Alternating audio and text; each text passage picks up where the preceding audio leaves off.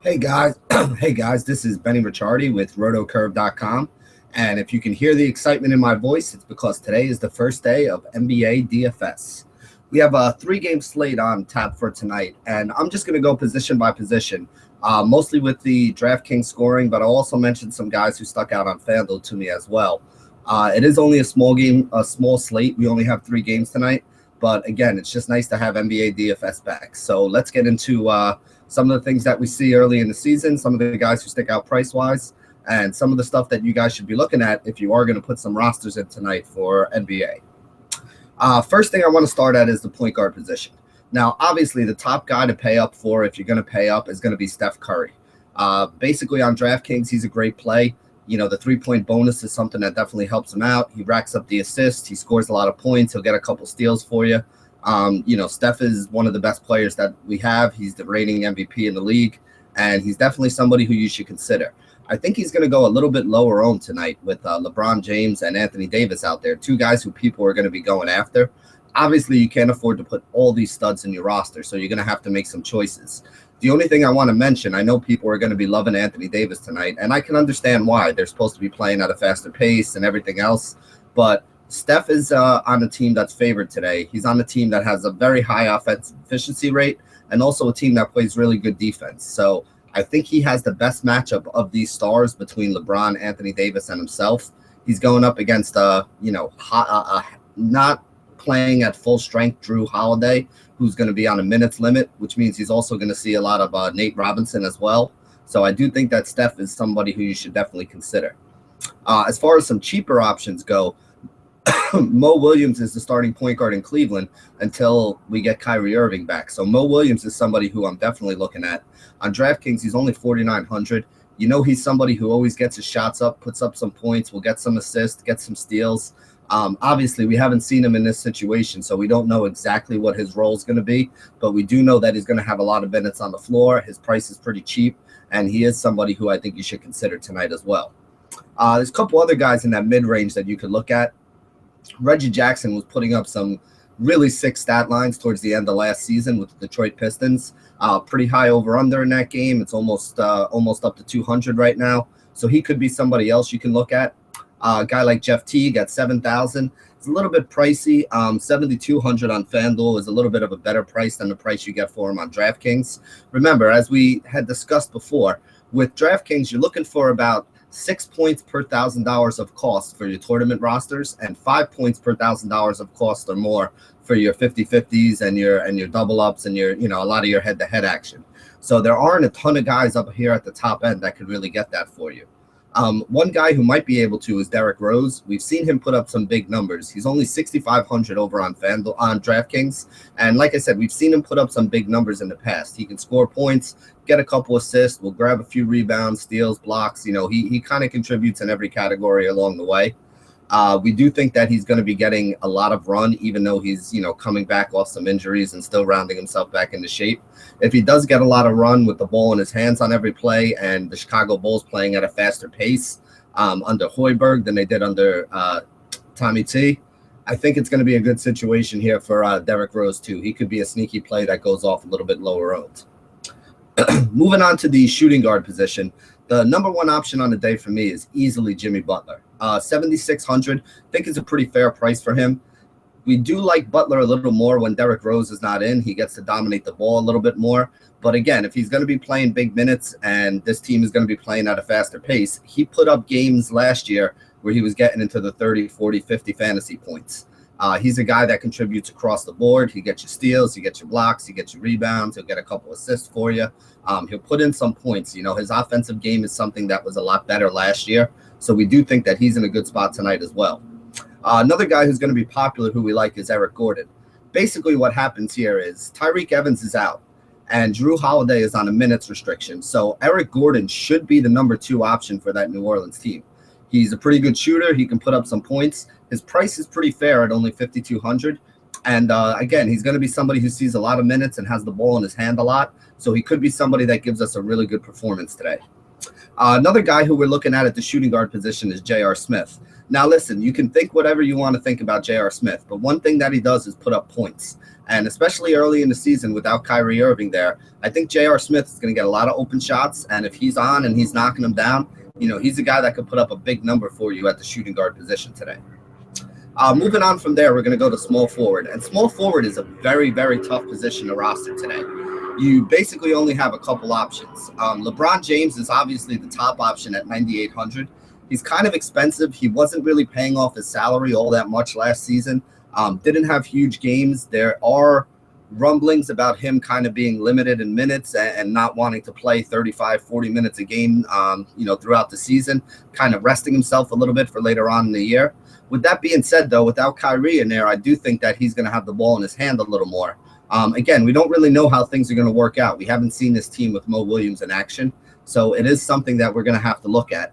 But again, LeBron is easily far and away the best option at small forward if you're playing on DraftKings. If you're playing on FanDuel, remember, you got Nikolai Mirotic, who's starting now at 5,500. So he's a guy that you almost have to throw in there at the small forward spot.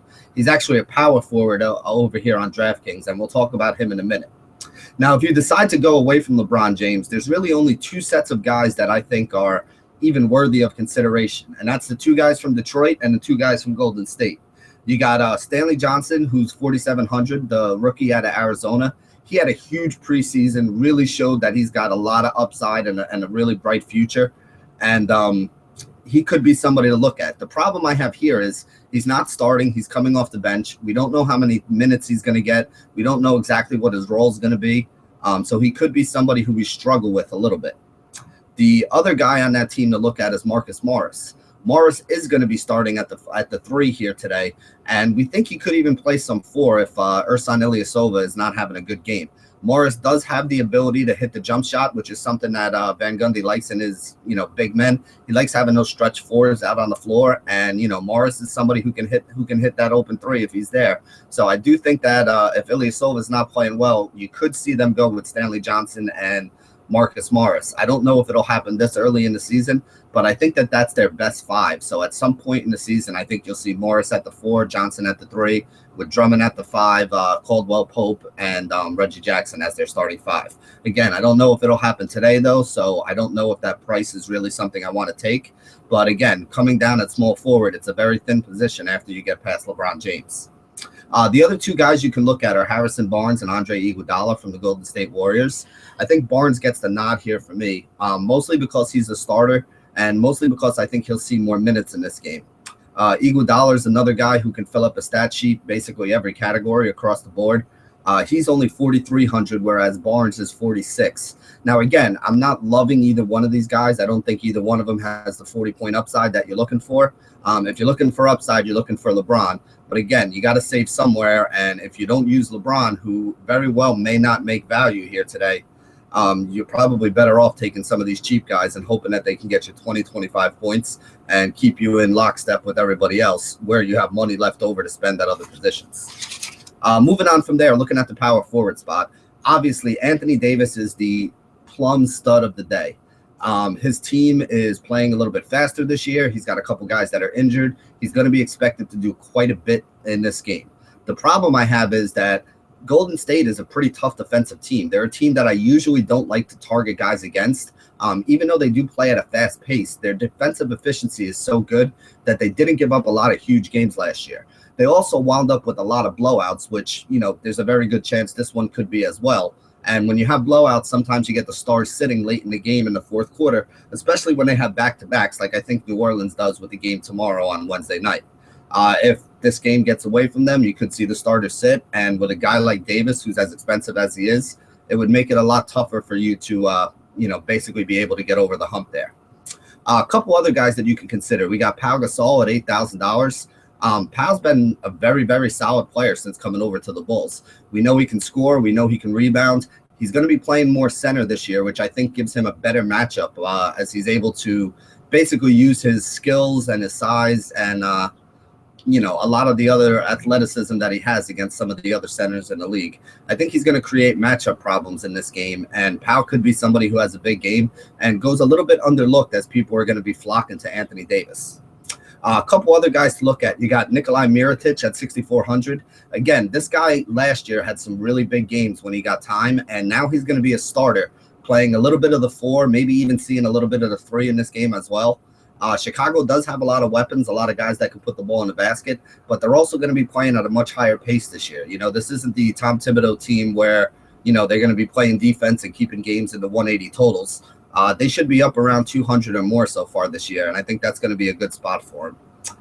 Those are the guys who I'm looking at. You could also take a look at Draymond Green. The only problem I have with Draymond here, even though he's a guy that I love and puts up numbers across the board when he does play a full game, he's probably going to be matched up with Anthony Davis. So I think that they're going to have him concentrating a little bit more on the defensive end today. I don't know how much we're really going to get out of him offensively. I think his main job today is to slow down and or stop Anthony Davis. Moving on to center, there's really only 2 guys at center that make a whole lot of sense to me. Andre Drummond is the expensive guy at 82. Rebounds, points, without Greg Monroe in town, he's basically going to be the centerpiece of the low post game for the Detroit Pistons. So he's definitely somebody in play. And the other guy is Al Horford of Atlanta. Horford is a little bit healthier this year. Last year, if you remember, he was on a minutes restriction for a lot of the season. Whenever they did get in close games, though, he saw big minutes and put up big points. This guy was a very high fantasy point per minute producer. So the more minutes he gets, the better of a game that he's going to have. His price is pretty reasonable at 7,300. So if you think that this game can stay close, I definitely think Horford is the way to go. I'm not a huge fan of going down below Horford to some of these value centers. A lot of them are basically stuck in time splits and just don't have a lot of upside. So even though there's a little bit of a price discount on them, I still don't think that any of them are the focal point of their team or the focal point of their offense. And I think that you're going to have to pay up a little bit at center today and try to grab one of the top 2 guys. Again, this was a quick video that we put together because we only have 3 games tonight, but we're going to be bringing you videos every day, giving you some thoughts on our, NBA season. The first couple weeks is always a little bit tough because you got to figure out the rotation, see who's in, see who's out, who's getting the minutes, who's getting the shots when they're in there. So I usually tend to go a little bit lower with my buy-ins in the first couple weeks, and I would advise you guys to do the same until you get a little bit of a better idea on rotations and how everything's going. It's probably not the time to unload the clip of the bankroll and throw a whole bunch of stuff into these big tournaments. Believe me, I'm as excited as anybody else that NBA DFS is back. But remember, NBA is kind of like baseball. It's a marathon, not a sprint. With NFL, you want to get a lot of money in there because you only got 17 weeks. But with NBA and baseball, we got 3 or 4 months of games every night here. So don't go crazy and unload your whole bankroll on the first night.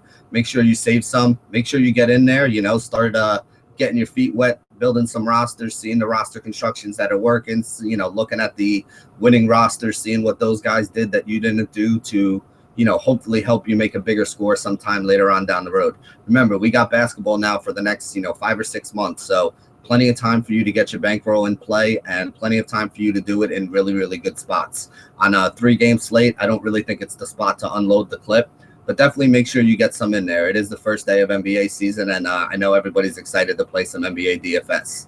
So thank you guys for joining us for our video today. And as always, stay classy, DFS.